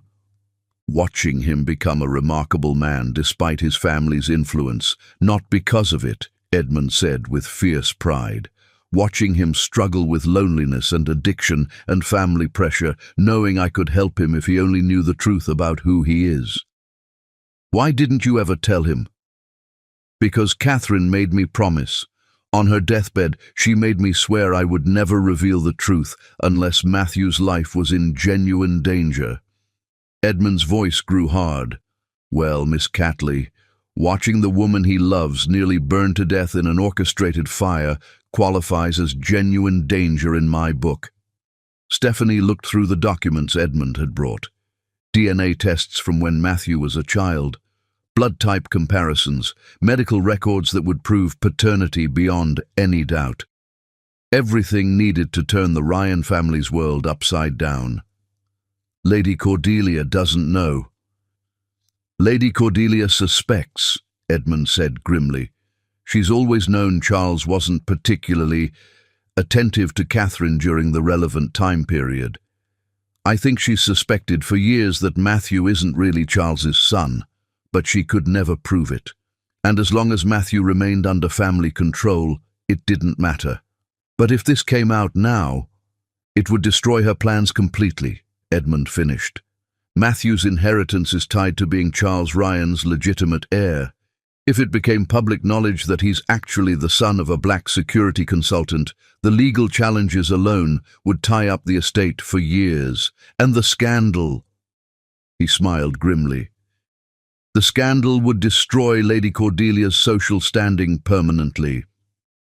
Stephanie stared at the evidence spread across her coffee table, 34 years of suppressed truth that could change everything. You're planning to use this to stop them? I'm planning to save my son, Edmund corrected. And the woman who makes him happier than I've seen him since he was a child. Lady Cordelia wants a war. She'll get one. But she's about to discover she's been fighting the wrong enemy all along. What happens to you when this comes out? Your reputation, your career. Edmund's smile was serene, peaceful in a way Stephanie had never seen before. Miss Catley, I've spent 34 years pretending to be a servant in my own son's life. I've watched him suffer, watched him struggle with addiction and family manipulation, watched him believe he was unloved and unwanted. Do you really think I care about my reputation more than his happiness? He's going to be devastated, Stephanie said quietly, learning that his entire life has been built on a lie. Yes, Edmund agreed. But he's also going to learn that he's been loved unconditionally his entire life by someone who would have claimed him proudly if the world had been different. That's not nothing, Miss Catley. A knock at the door made them both freeze. 3 sharp raps, pause, then Matthew's voice. "Stephanie? Edmund said he was coming to see you. I was worried." Edmund and Stephanie looked at each other across the coffee table covered in life-changing evidence. "It's time," Edmund said quietly. "He deserves to know the truth, all of it." Stephanie walked to the door on unsteady legs, her mind reeling from everything she'd learned. When she opened it, Matthew looked like hell, pale, shaky from withdrawal, his eyes hollow with exhaustion and guilt. But when he saw her face, concern immediately replaced everything else. "What's wrong?" he asked, stepping inside and immediately spotting Edmund beside the coffee table covered in documents. "What's going on?" Edmund stood slowly, drawing himself up to his full height, with the dignity Stephanie now realized came from strength, not servitude. "Hello, son," he said quietly. "I think it's time we had a proper conversation." Matthew froze, the words hanging in the air between them like a revelation that would change everything forever. The war with the Ryan family was about to become very personal indeed. Chapter 9. The Battle for Love. Courage is not the absence of fear, it's deciding that something else matters more than your terror. The morning of the legal hearing that would determine Matthew's fitness to inherit the Ryan estate dawned grey and bitter, with winds that cut through even the thickest coats. Stephanie stood outside the imposing granite courthouse, clutching a folder of documents and trying to find the courage she'd felt so certain of the night before. She'd spent hours after Edmund's visit researching the Ryan family's legal history, their business practices, their charitable foundation's actual impact versus their public claims. What she'd found had turned her stomach. A pattern of calculated cruelty disguised as philanthropy, tax evasion dressed up as charitable giving, and decades of using legal intimidation to silence anyone who threatened their interests. But she'd also found something else. Records of Matthew's actual charitable work, done quietly and without fanfare. Scholarships for underprivileged students that he'd funded personally. Small businesses he'd helped save through anonymous loans. Community centers that had received mysterious donations when they faced closure. The man she'd fallen in love with wasn't just real, he was exactly who she'd thought he was beneath all the lies his family had forced him to tell. "Miss Catley?" A familiar voice made her turn. Tom from the bookstore stood behind her, looking uncomfortable but determined. Behind him were Sarah from the pottery studio, Mrs. Patterson from the flower shop, and nearly a dozen other business owners from the arts district. "Tom."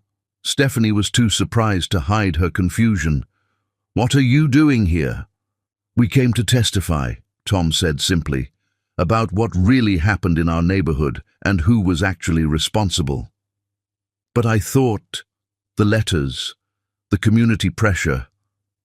Sarah stepped forward, her cheeks flushed with embarrassment. "We were scared, Stephanie, and we were wrong. After you left, we started comparing notes about the harassment we'd been receiving.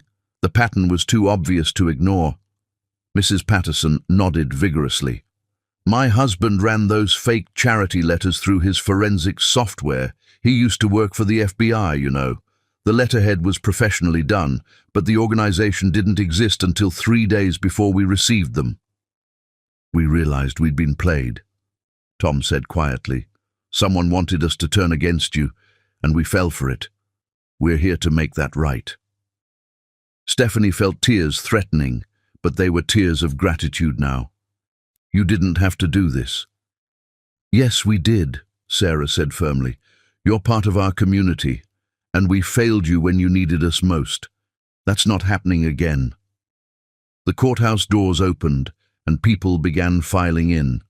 Stephanie saw Lady Cordelia arrive in a chauffeur-driven Bentley, dressed in black as if attending a funeral. Octavius followed in his own car, his expression smugly confident. A phalanx of expensive lawyers completed their entourage. Miss Catley. Edmund appeared at her elbow, his face grave with concern. "Are you certain you want to do this? Lady Cordelia's attorneys will be ruthless." "I'm certain." Stephanie's voice was steadier than she felt. "Where is Matthew?" "Inside with his legal team. He doesn't know you're here." Edmund's expression was worried. "Miss Catley, I should warn you. Lord Matthew isn't well. This process has taken a significant toll on his mental state. He's been living at the estate for a week now, essentially under house arrest, watching his family systematically destroy his reputation and independence." Stephanie's heart clenched. "Have you been able to speak with him?" "Briefly. He asked me to tell you, if I ever saw you again, that he was sorry. For everything. He has nothing to be sorry for." The courtroom was imposing, dark wood paneling, high ceilings, and an atmosphere that spoke of grave consequences. Stephanie found a seat in the public gallery just as Matthew entered with his attorneys.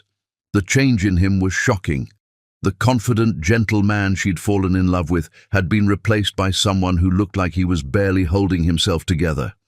His face was gaunt, his posture defeated, his eyes hollow with exhaustion and despair. Their gazes met across the courtroom, and Matthew's expression transformed into something between hope and terror. He mouthed her name silently, and Stephanie saw him grip his cane so tightly his knuckles went white. Lady Cordelia noticed the exchange and turned to see what had captured her stepson's attention. When she spotted Stephanie in the gallery, her face went cold with fury. "Your Honor," Lady Cordelia's lead attorney began when the judge called the session to order, "we are here today because Lord Matthew Ryan has demonstrated a pattern of increasingly erratic behavior that calls into question his mental fitness to inherit and manage the significant Ryan family assets."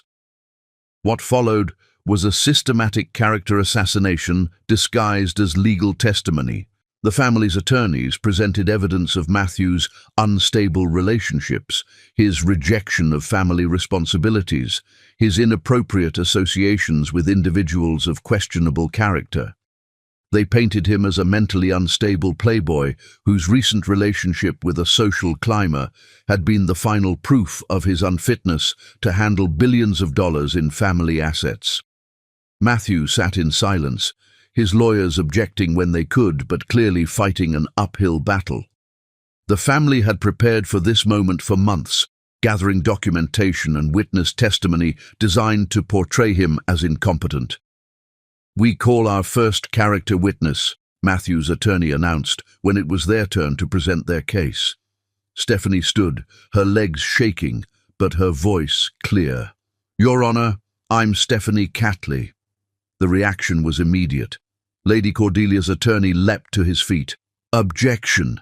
Miss Catley is hardly an appropriate character witness given her personal involvement with the respondent." "Overruled," the judge said calmly. "I'll allow the testimony." Stephanie walked to the witness stand on unsteady legs, acutely aware of every eye in the courtroom following her movement. When she was sworn in, she looked directly at Matthew and drew strength from the amazement and gratitude in his eyes. "Miss Catley," Matthew's attorney began, "how long have you known Lord Matthew?" 2 months, Stephanie said clearly. "But in that time, I got to know him better than most people know anyone in a lifetime." "And what was your impression of his mental state and judgment during this period?" Stephanie chose her words carefully. "Matthew, Lord Matthew, is the most thoughtful, intelligent, and emotionally stable person I've ever met. He helped me solve complex financial problems with my business. He showed remarkable insight into community issues and demonstrated genuine concern for people struggling economically. His judgment was consistently sound, his behavior always appropriate." "But isn't it true," Lady Cordelia's attorney interjected during cross-examination, "that Lord Matthew deceived you about his true identity throughout your entire relationship?" "Yes," Stephanie admitted, "but I understand now why he felt that was necessary." "Really?" Please enlighten us." Stephanie looked directly at Lady Cordelia. He was trying to experience what it felt like to be loved for who he is as a person rather than what he owns. Given the systematic surveillance and manipulation he's been subjected to by his own family, that seems like remarkably healthy self-protection. A murmur ran through the courtroom. Lady Cordelia's face was murderous, but the judge called for order. "Miss Catley," Matthew's attorney continued, "did you observe anything during your relationship that would suggest Lord Matthew was mentally unstable or incapable of managing significant financial assets?"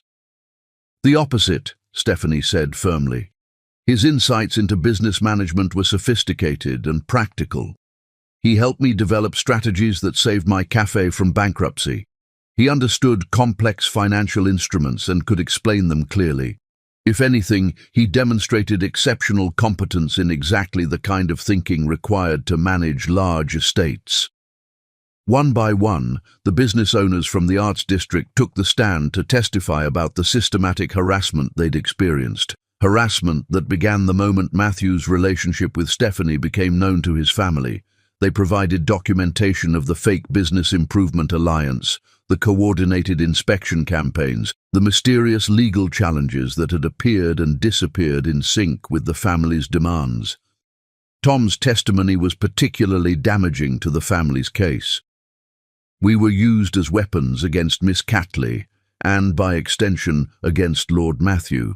The Ryan family's charitable foundation created a fake organization and manipulated our community into turning against one of our own.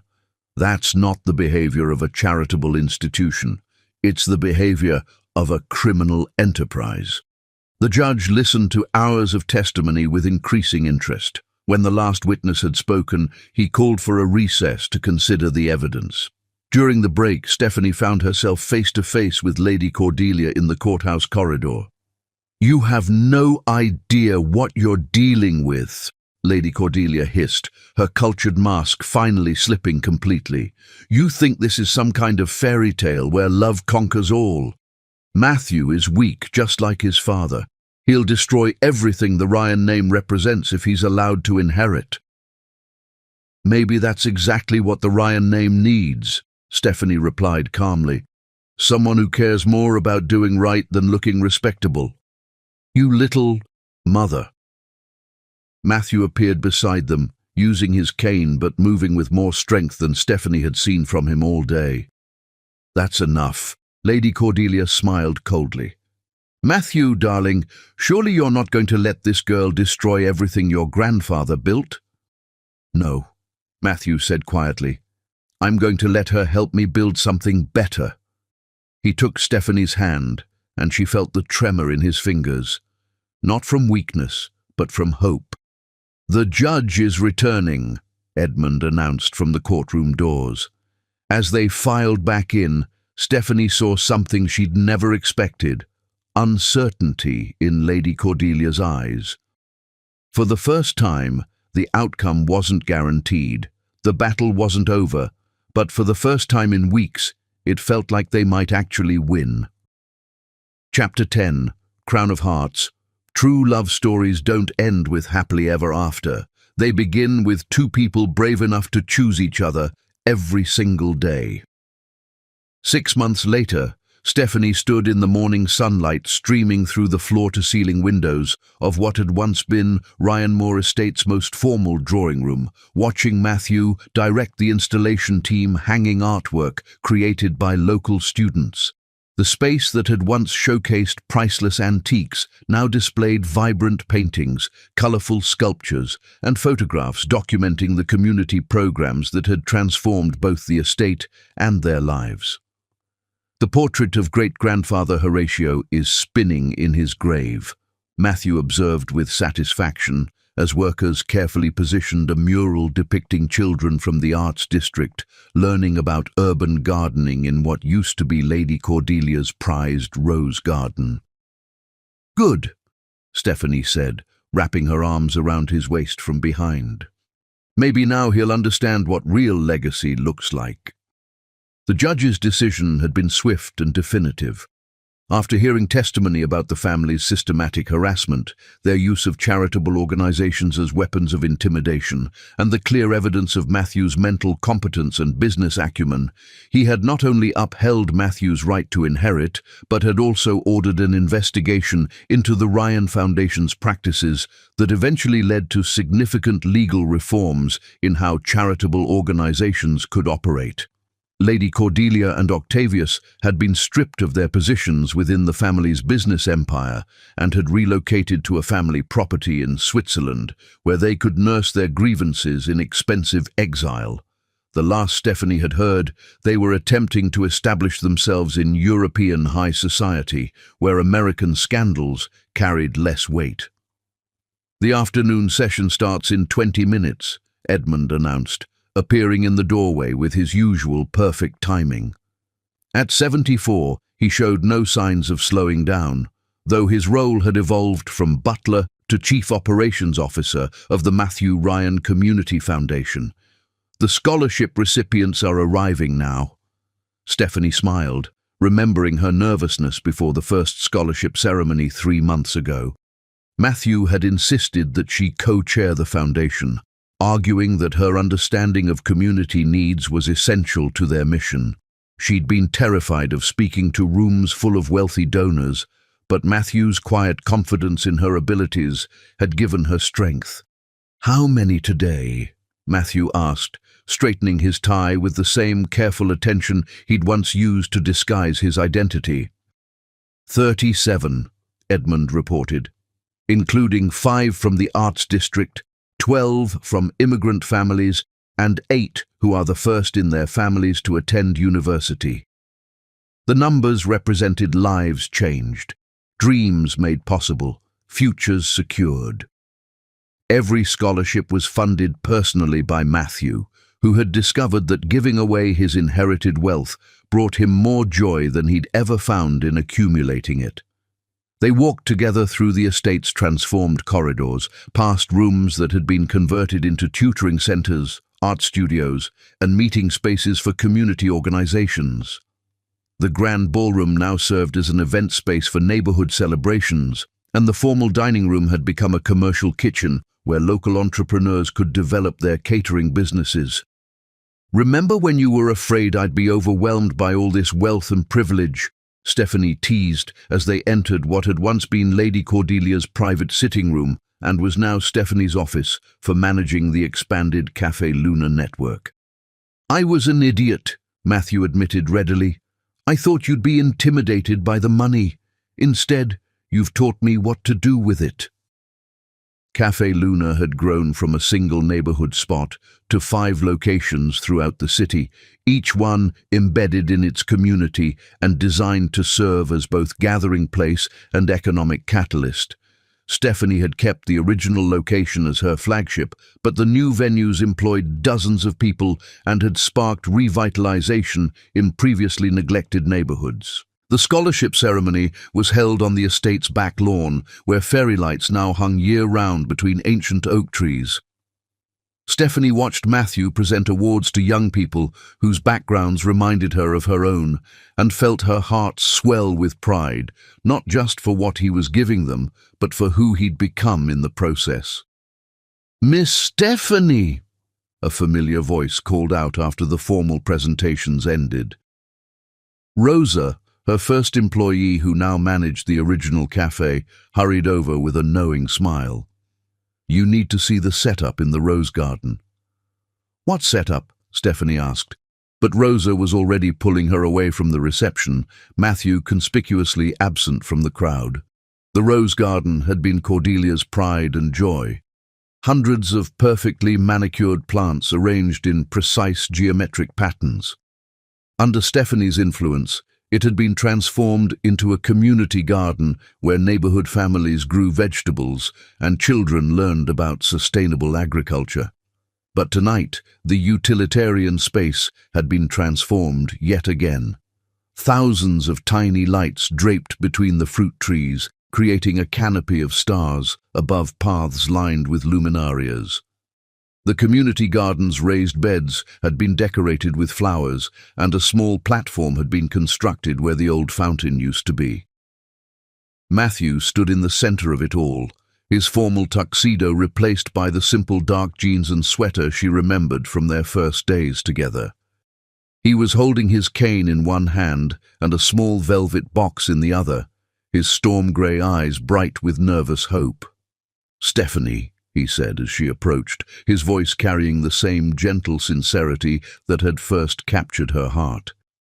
"6 months ago I thought I'd lost you forever because I'd been too much of a coward to tell you the truth about who I was. But the truth is, I never knew who I was until I met you." Stephanie felt tears starting, the good kind this time, the kind that came from joy too big to contain. "You taught me that love isn't about what you can buy, or what title you carry, or which family you were born into," Matthew continued, his voice growing stronger with each word. "Love is about choosing to see someone's true heart and deciding that's exactly where you want to build your life." He knelt carefully, mindful of his injured leg but graceful in his determination. "Stephanie Catley, you saved my life in every way a person can be saved. You gave me courage, purpose, and a reason to believe that I could be worthy of the love you offered me. Will you marry me and let me spend the rest of my life proving that your faith in me wasn't misplaced?" The ring was beautiful. A vintage Art Deco design with a center diamond surrounded by smaller stones that caught the fairy lights like captured starlight. But what took Stephanie's breath away wasn't the jewelry. It was the sight of this powerful, wealthy, extraordinary man kneeling in the dirt of a community garden, asking her to share not just his name, but his mission to make their small part of the world better. "Yes," she whispered, then louder, "Yes, of course, yes." The applause that erupted around them revealed that their supposedly private moment had attracted an audience. The scholarship recipients, the foundation staff, the neighbors who had become friends, all celebrating the love story that had transformed their community. Matthew slipped the ring onto her finger with shaking hands, then pulled her down for a kiss that tasted like promise and forever. When they finally broke apart, Stephanie could see their entire future stretching out before them, not perfect, never perfect, but real and honest, and built on the foundation of choosing each other every single day. "So," she said, helping him to his feet, "where do we go from here, Lord Ryan?" "Actually," Matthew said with a grin that reminded her of the man who used to forget his wallet at her cafe counter, "I was thinking we could start with coffee, black, no sugar, at a little place I know in the Arts District." Stephanie laughed, the sound carrying across the garden and mixing with the music and conversation of their impromptu engagement party. "I think I know the place. Fair warning, though, the owner has a tendency to fall for mysterious customers." "Perfect," Matthew said, pulling her close, "because this mysterious customer plans to keep coming back every day for the rest of his life." As they walked back toward the celebration, hand in hand, Stephanie realized that every painful moment of the past 6 months had been worth it to reach this perfect evening. They'd fought for their love against impossible odds, and won not just each other, but the chance to use their story to lift others up. The fairy lights twinkled overhead like earthbound stars, and somewhere in the distance she could hear the sound of laughter and music drifting from the estate that had become a symbol of hope rather than exclusion.